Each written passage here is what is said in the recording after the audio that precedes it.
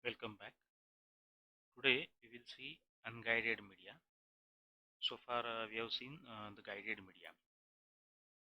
In today's lecture, we'll first see the electromagnetic wave and the electromagnetic spectrum, and then we'll see the actual examples of wireless transmission as radio transmission, microwave transmission, infrared transmission, and lastly light transmission. So far as electromagnetic waves are concerned, they were first predicted by James Clerk Maxwell in 1865 and were actually observed by Heinrich Hertz in 1887. In the case of waves, the number of oscillations per second is called as frequency and measured by Hertz, and that unit is named after Heinrich Hertz. So this part basically let us revise. The distance between two consecutive maxima or minima is called as the wavelength. Let us see. So this is an electromagnetic wave, a traveling wave, uh, which is the propagation of vibration through a medium that we define the wave as. Now there may be alternating compressions and rarefaction, as can be seen in this diagram. This is what the wave. This is what that makes the wave travel. So far as we have seen what is wavelength, this is the distance between two consecutive peak compressions or rarefactions. So basically, if you can see in this diagram, this is the distance between two maxima. We can see this is nothing but the wavelength, lambda it is called as, and this is the distance in space, not in time. It is also the distance the wave travels in one cycle of the vibration of air particles. So it is the same distance that is traversed by the wave. Now coming to frequency, it is denoted by F, the number of cycles of compression or rarefaction of air particle vibration per second. So it is the number of cycles of compressions or rarefactions, means oscillations per second in short, that may be the frequency. Basically, once again, the wave travels a distance of F wavelengths in 1 second, the other way. Now the velocity of wave in vacuum is constant, and that is nearly about the same as that of the speed of light. It is 3 into 10 raised to 8 meter per second. That's why the same goes as we can simply describe that to be a c is equal to f lambda, where f is the frequency and lambda is the wavelength. That equals c, the speed of light. But so far as the other media are concerned, means other media, for example, water, air, etc., the speed of wave is not does not equal speed of light. It decreases to about two-thirds of the total speed of light, and that becomes frequency dependent. Uh, Previously, in the case of vacuum, it is not frequency or wavelength dependent. Coming to the actual overall electromagnetic spectrum, it is in front of you. The radio waves basically start at 10 raised to 4 hertz frequency line it is given as. It goes from 10 raised to 4 to 10 raised to roughly 10 raised to 8. From 10 raised to 8 onwards up to somewhere 10 raised to 11 roughly, the spectrum is called as microwave. Next, from 10 raised to 11 up till 10 raised to 14, it is infrared. Beyond that, a short distance is called as short spectrum is visible light along with ultraviolet, and that is the spectrum that is used for our actual communication. There are some spectrums, X-rays and gamma rays, which are beyond that, very high frequency. The actual communication spectrum that is being used is into that we are going to see today. So if you can see, previously we have seen in the case of guided media, the twisted pair, the coaxial cable, the frequency ranges are limited, and so is the uh, rate of the the bandwidth as well. Whereas if you see, the fiber optics has got the frequency ranges from 10 raised to 14 up till 10 raised to 15, and that provides higher data rate. So we'll now know a notion that we already seen in the case of fiber optics, what is called as the frequency band. It is a set of frequencies connected to each other. I mean, a particular frequency band, we can say from a specific frequency, the lower frequency, up till one higher frequency. That is what is called as a frequency band. Now, most transmissions basically use a narrow frequency band, where the difference between the, I just said, the lower frequency and higher frequency, if that is combined, it is compared with the total frequency, that the ratio becomes very less, 2 less than 1. And because of these narrow frequency bands, we get higher transmission power with reasonable data rates as well. Now there are three variations of spread spectrum communication that uses much higher bandwidth. We'll see one by one. The first is frequency hopping spread spectrum. Here the transmitter basically will be sending the signal uh, which hops over hundreds of frequency per second. So the transmitter will be sending the signal once again, which uh, jumps over, we can say, hundreds of frequency in that band per second. Now this is mostly used in military communication because that makes transmissions hard to detect because of the very reason that you have just seen how it is made. Now this is also next to impossible to jam, and that offers resistance to multipath fading. We'll see what is multipath fading afterwards, and offers high resistance to narrowband fading as well, and that is used commercially in Bluetooth.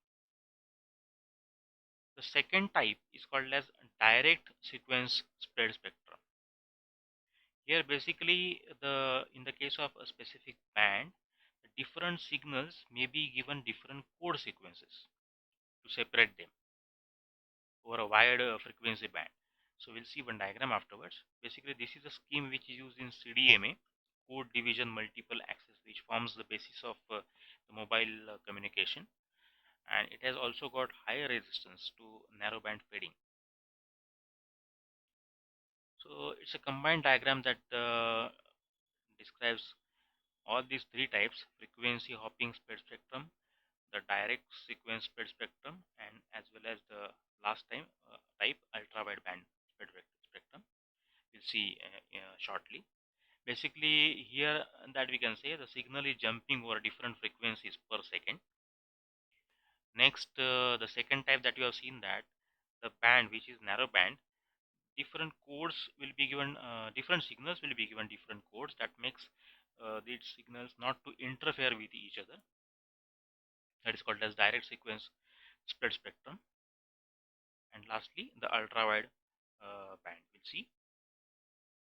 In the case of ultra wide band, the center sends a series of rapid pulses varying their positions to communicate information. Now, over a specific band, once again, uh, the positions will be varied, as can be seen in the case of frequency hopping.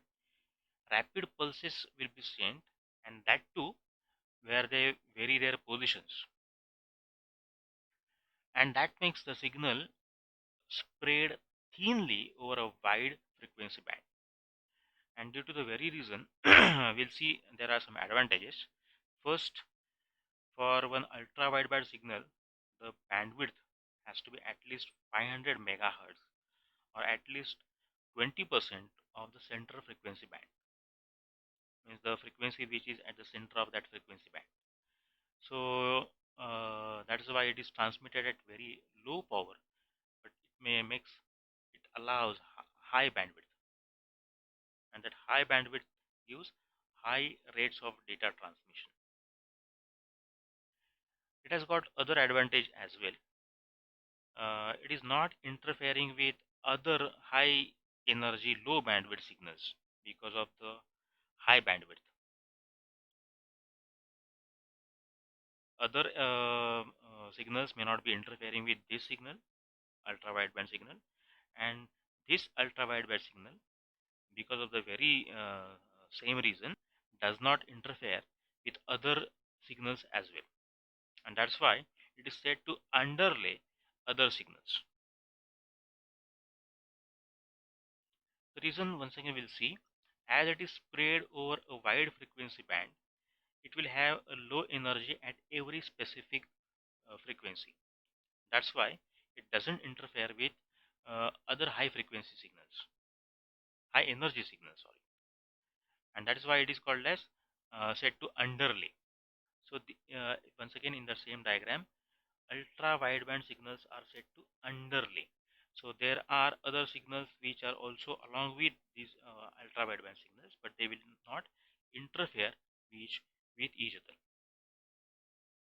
Now the applications, uh, wireless PANs that run at up to 1 Gbps. We have seen the PANs, personal area networks. For example, Bluetooth, we can say it's a wireless PAN. Now imaging through solid objects, for example, penetration through ground, walls and bodies, that may be one application, or precise location system, GPS we can say, so that may be one application. The first type we'll see of unguided transmission is radio transmission. So radio transmission, to repeat, the first spectrum that we are seeing from 10 raised to 4 hertz up till somewhere near 10 raised to 8 hertz, not exactly 10 raised to 8, but before that. The very properties of radio transmission is that they can be generated very easy and they can travel a long distance. In addition to that, they have got one very good property that they can even penetrate buildings as well, and that is these are the properties that together make them a good candidate for communication. Let me repeat, they can travel a long distance and obstacles like buildings cannot be hurdle in their path. That's why they are a good candidate for communication. One more thing was they were easy to generate as well. Now in the case of bands like very low frequency and medium frequency, the radio waves follow the curvature of the earth. Means if there are two antennae which are far apart, due to the curvature of the earth, they will be somewhat like as can be seen in this diagram, and the radio waves which are emerged out of the first antennae will simply follow the curvature of the earth, and that's why they can be easily detected by the second antennae.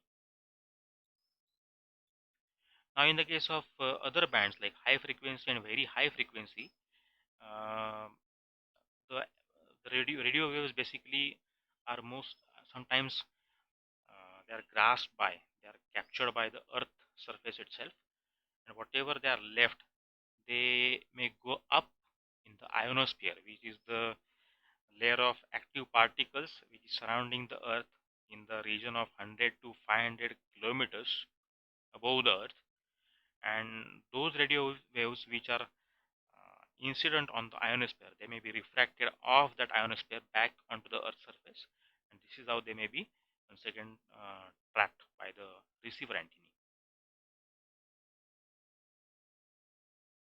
The next is microwave transmission. uh, just to give you once again, the microwave is next to radio in the region between 10 raised to 8 up till somewhere 10 raised to 11 hertz. So above 100 megahertz, the waves travel nearly straight line, and hence they can be narrowly focused. As they travel uh, normally in the straight line, it becomes very easy to focus them narrowly. And this property also provides higher SN ratio, signal to noise ratio, where the noise will be very less so far as the signal amount is concerned, and that's why a good amount of information can be transmitted. But that higher SN ratio requires that the the waves may should be transmitted by emitted by having parabolic antennae. You might have seen the large antennae in the case of dish TV in uh, some previous days where there were no personal dish antennae of D2H TVs. You might have seen that in the case of cable TVs as well. The transmitting station was having the large antennae, parabolic antennae. So transmission and reception antennas must be carefully aligned. That is the only criteria, because the waves are narrowly focused there, so they must be accurately incident on the receiver as well. Multiple transmission can be done without interference because the very reason they are narrow. By having a certain distance in between, multiple signals can be transmitted without any interference. And this property allowed one competitor of AT&T, which is called as Microwave Incorporation (MCI), to build a total communication system with microwave. Now, previously we have seen two words, one word which is called as multipath fading. That's a problem with microwaves. We'll see what exactly it is. So, as we have seen that some wave may arrive out of phase with the direct wave, and this is how they may simply cancel the signal.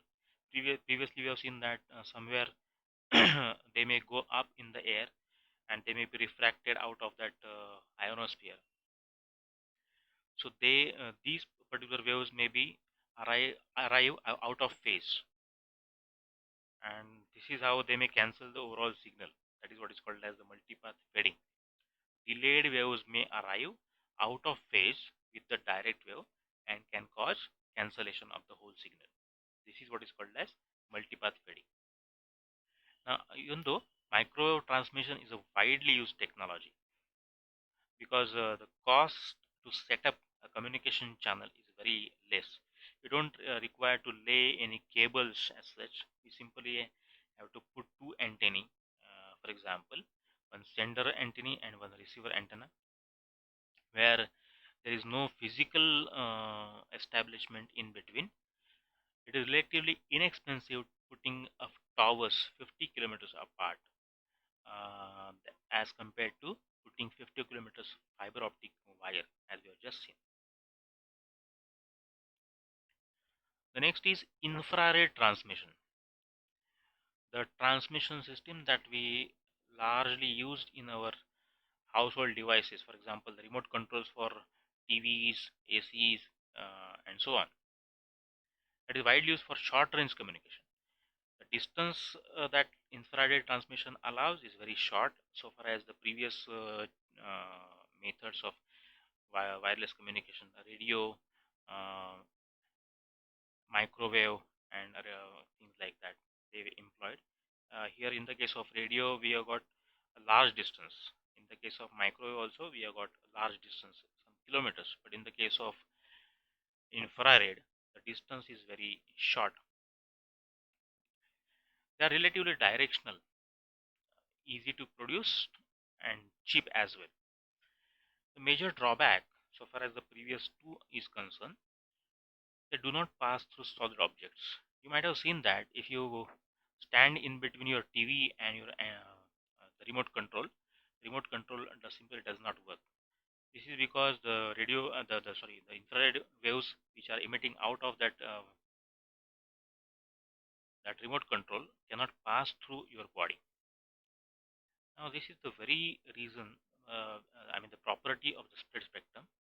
In general, as we go from long wave radio towards visible light, if you can see here, right from this to up till the visible visible light,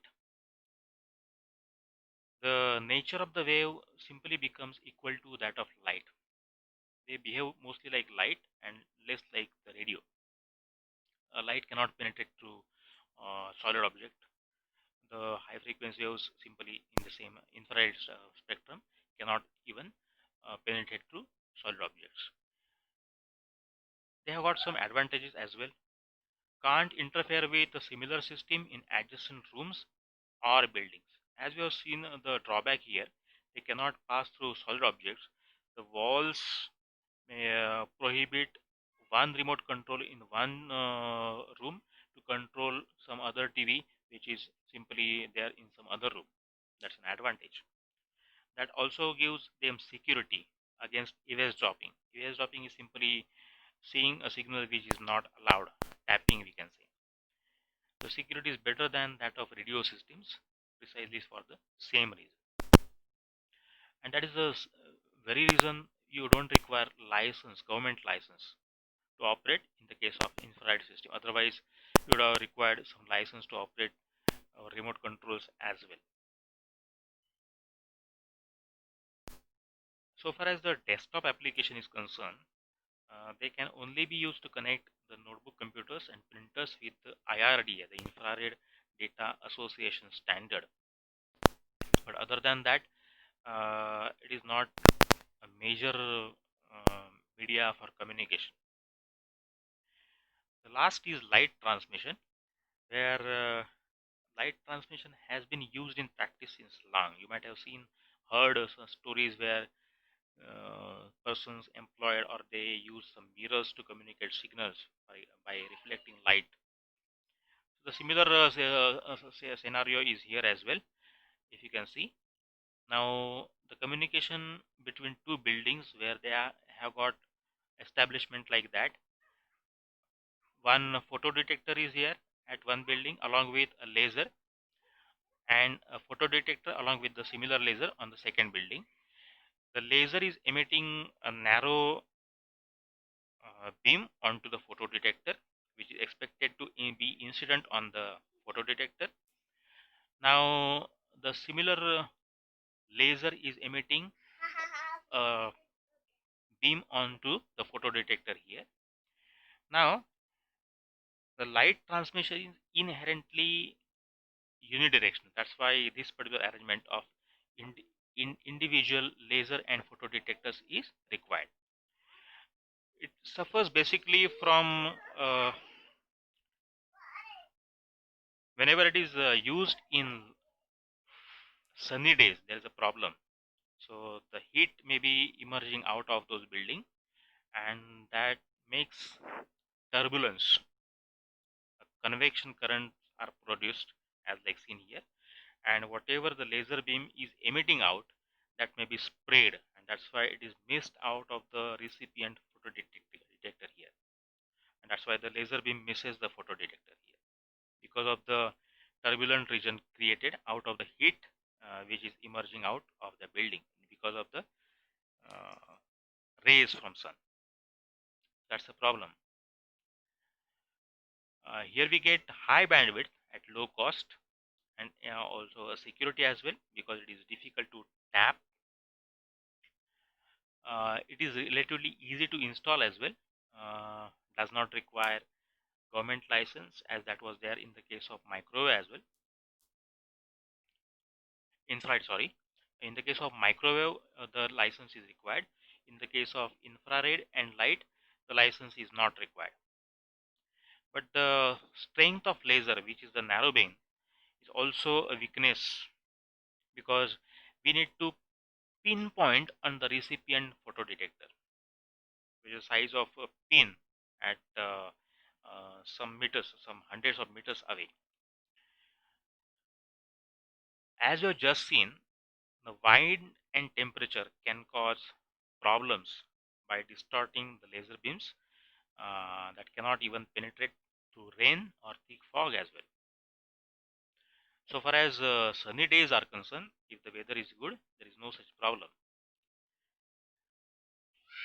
So far as communication in space, For example, two spacecrafts are to communicate. These are not the problems as they are there on the Earth, and that's why that can be used very well so far as the communication between two spacecraft is concerned.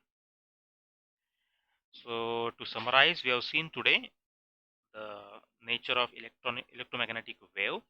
We have seen the different spectrums in electromagnetic spectrum, different channels there, like radio transmission, micro transmission, infrared transmission, and lastly light transmission. Thank you.